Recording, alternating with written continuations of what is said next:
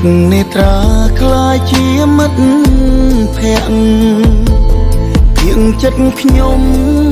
តែម្នាក់សឹងគ្រប់វេលាទួងខ្ញុំប្រាប់ឲ្យរាប់អានអ្នកផ្សេងតែទឹកភ្នែកនៅតែទ្រហូតទៀមទាយកខ្ញុំជាគ្នាម្នាក់គត់ថាស្រឡាញ់ដែលមិនបងគោលព្រំដែនដល់មែនចុងក្រោយគឺត្រូវអត់គ្មានសល់ចិត្តដើម្បីថែខ្លួនឯងគ្រប់ម៉ោងគ្រប់ពេលខ្លាចជាតួកំសត់ឯតួក្បត់នោះគឺជារូបគេទទួលដំណែងគេតែតងម្នាក់នោះជាយូរហើយបំដល់ពេលដឹងខួរចិត្តឈឺចាប់ខួរនឹងថ្លែ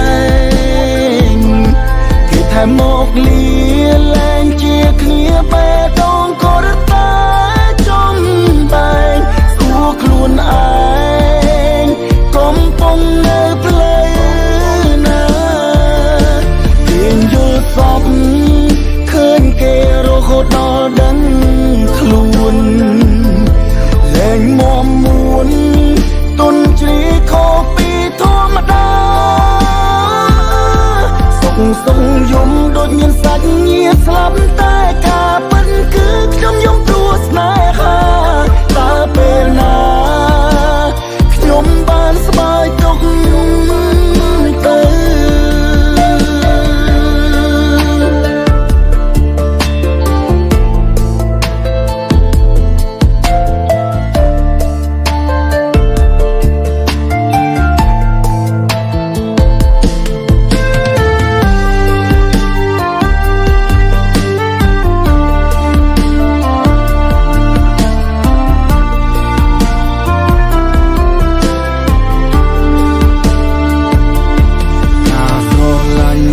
ទៅមិនប